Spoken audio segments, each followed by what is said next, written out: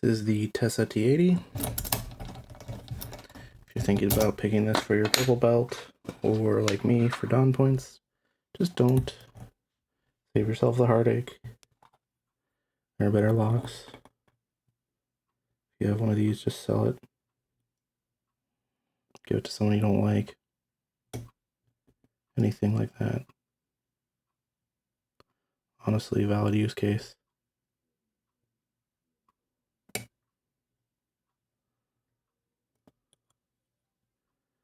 If you're thinking, there's feedback in this lock. You're wrong. There isn't. Everything you feel, probably a lie. You might be thinking, oh yeah, this lock's really telling me a lot. Nope. It's playing a game with you. Everything it's doing is to make you think you have a chance. You don't. The only way this lock opens is if the lock gods are smiling on you and you are blessed by side picks. If you don't have those two things lined up, you're doomed. Might as well not even try.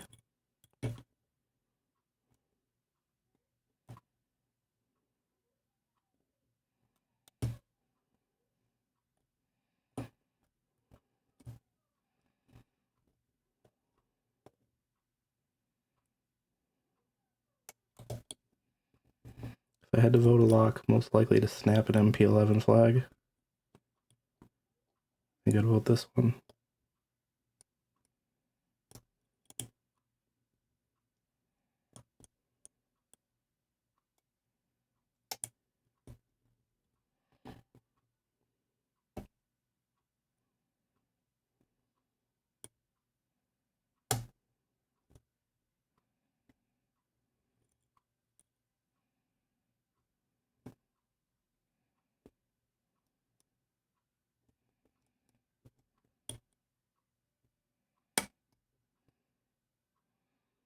Don't be alarmed.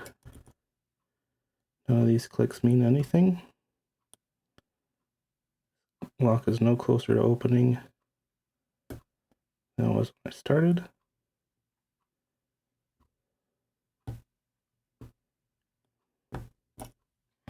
So I want to talk about things to do if you encounter a TESA T80 in the wild. One of them is obviously run.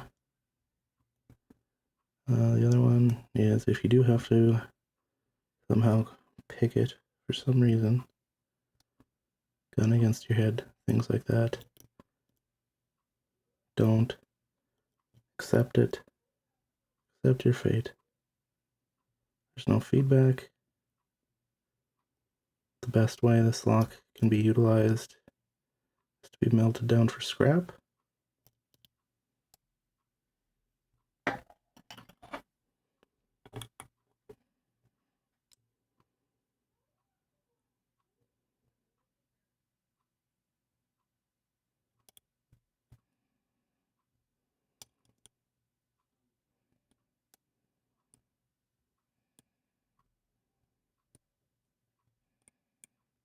You might think that your lock's giving you some signs of hope.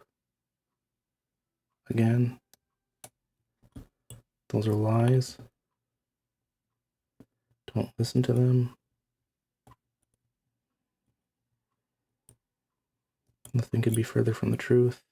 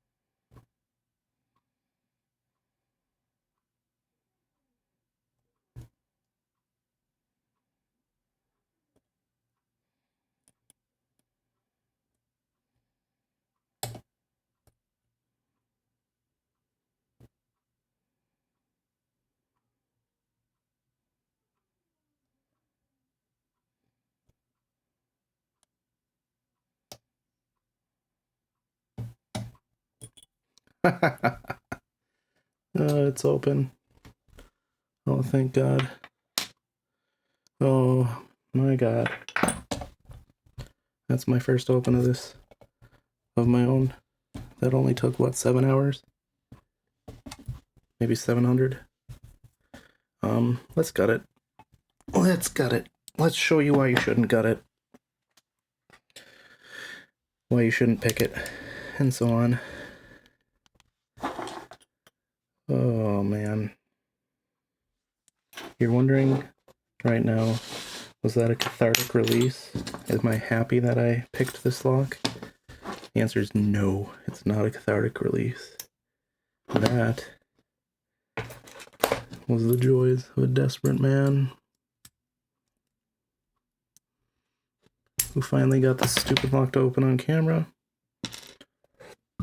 Who's probably going to blowtorch this thing and feel good about it.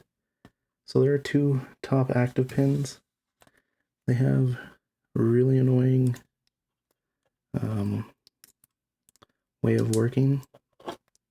Shim, shim, shim, shim them. Shim, shiminy, shim, shiminy, shim, shimmy, shim. That song is from Doc Hogmaster. If you don't know it, you don't have class. Go look it up. It's a great hit. Yep, standard follower. I mean, it's a Euro lock. Why wouldn't a Euro follower work? You never know with TESA. Okay. And I dropped pin 1 out because I wasn't paying enough attention.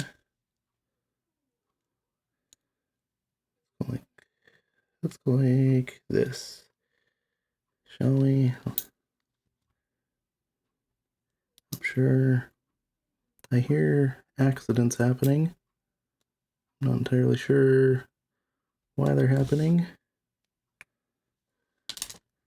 but they are happening.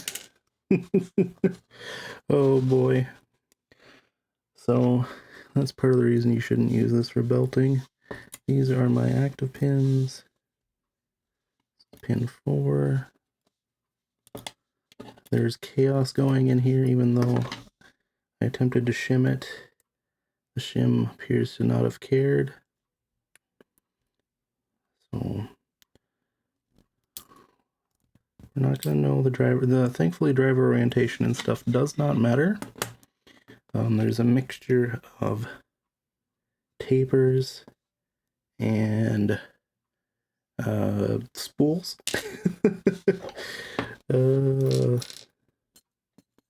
That's what they look like.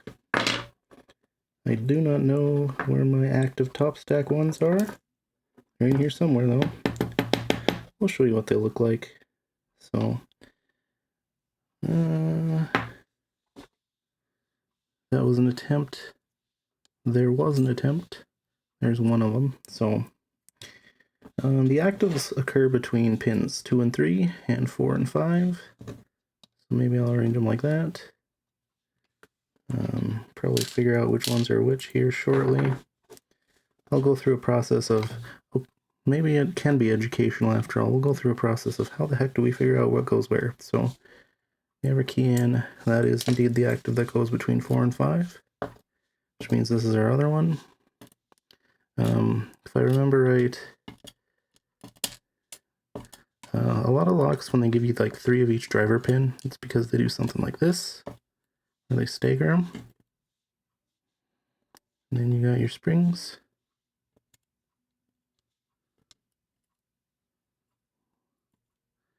Like so. Get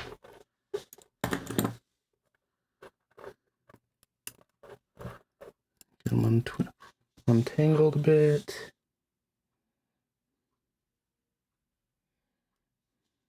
Here we go.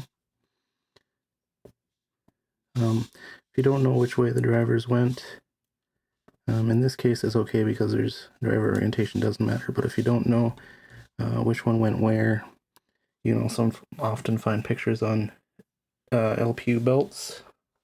Take a look. We are missing one of these. This is what pushes on the active top pins. We're just going to put these over here in an order that is to be determined. I'll show you how to do that. We got to find our other active guy.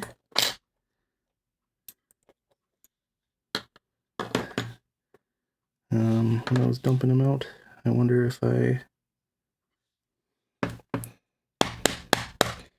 got it in there. It doesn't look like it. It had to have been active in order for it to have actually picked, so that pin stack, that spring ended up somewhere as I dumped it out.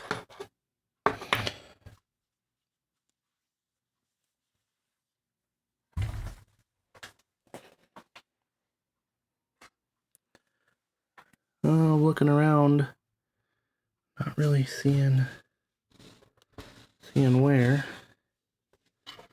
Let's lift and look underneath. I don't see it. Alright, we'll worry about that later. Let's show you how to figure out key pins if you don't know them. So throw it in. You can kind of see there's low, high, high, low, low, low.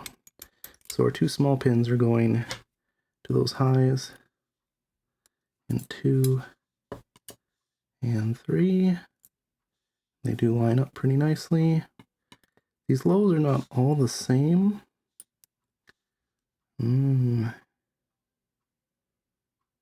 like 1 and, see if I get it to focus, 1 and 5 are deeper, slightly deeper. So these two right here look a little bit deeper. So let's put, yeah, that gun's good there. Here's one of our deep ones. That's good there. Other deep one in 5. Now last pin goes in 6. So now we know the proper pin order. This was pin 1. Pin 2. 3. 4. 5. And 6. So that's our proper pin order. Driver order, I can tell you that probably was something like this. That or it was spool, whatever. It doesn't gonna matter too much. The point is, the high lifts do have some spool action, I guess. So one of these high lifts did give me a little bit of spool moment in there. Which one it was, I don't know right now if it was 2 or 3, but since they're the same cut, it doesn't really matter. The core itself, no over milling. Does look like there's some sort of, I don't think that's over milling, I think that's just to catch these. So how these active pins work, when they are in there, they are pushed down. In the back one was a pain in the butt, and it turns out it's because it's almost effectively a 0 lift versus this one. And so these are sprung down, and you do have to push them up to shear, and they have tiny little caps that are on these springs, which makes reassembling this lock a pain, and gutting it was supposed to go better with that shim in place, but I turned it too far and it decided to go for a little bit of a ride. So yeah, if you look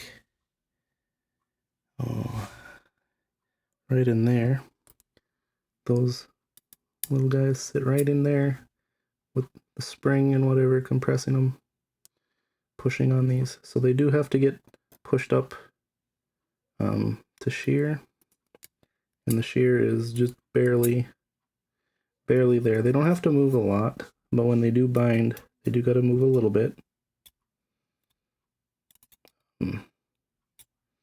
Those are just drilled through, and then these caps are pushed in on top. So that's the magic of the T80. Besides, the other magic is these tapered drivers. So, and it might be hard for me to even show this. You can see these heads are angled ever so slightly. And that slight angle makes it so that when you set them, and as you go and move other pins, they slowly work their way back down the shear, or back down into the core, preventing it from opening. So with heavier tension and continual taps, you can try to keep it at shear. But there's always that spring push in here. So you're kind of constantly balancing, trying to get this thing to stay set. But that taper, and I guess you can see it there, the way it's cut with that chamfer. That taper is small, makes it so that the pin is smaller than the chamber. You can see that pin head has a lot of wiggle room in there. And because of that small amount of wiggle room that it's allowed versus, you know, the thicker body doesn't want to wiggle at all now. But when I bring it up here, we got lots of wiggle space. That means it's smaller and it's going to constantly be trying to work its way falling in. There's little serrations on there too. I didn't really feel those when picking, but the tapered effect is definitely noticeable. So that is the TESA T80. I suppose I will have to get my handy dandy spring sweeper and find my missing one. Oh, I guess, so another thing that might help people who take this apart is the reassembly process. So let's get started up to the point that I need to go to the front. So let's take a quick little pin shot of what we have.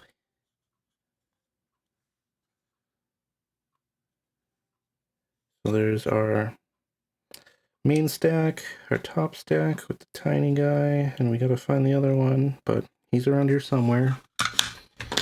The lock wouldn't have functioned if he wasn't. So what we gotta do now is get it put together. So use your follower like normal for these bottom stacks. So we'll grab this, get our spool in there, try to show it as we go. So there's 6 is in,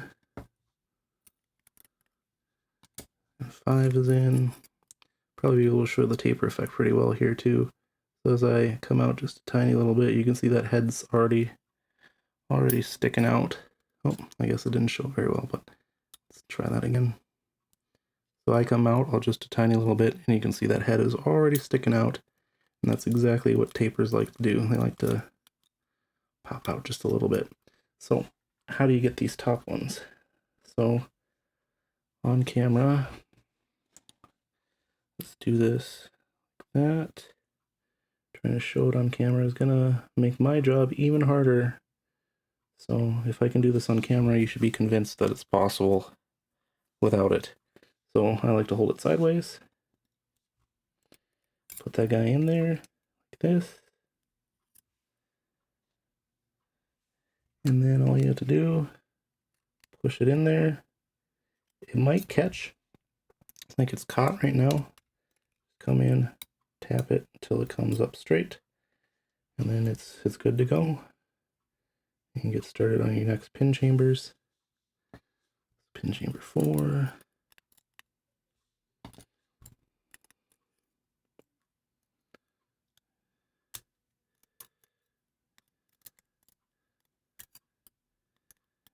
And any moment I will get pin chamber 4. Get that spool head in there. There we go. All right, and then yep, 3 would be next.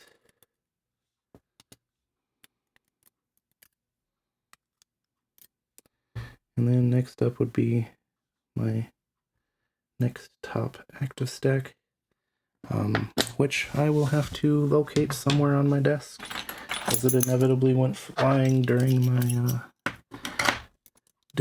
my rapid unscheduled disassembly. So I will do that, and I will see you guys later.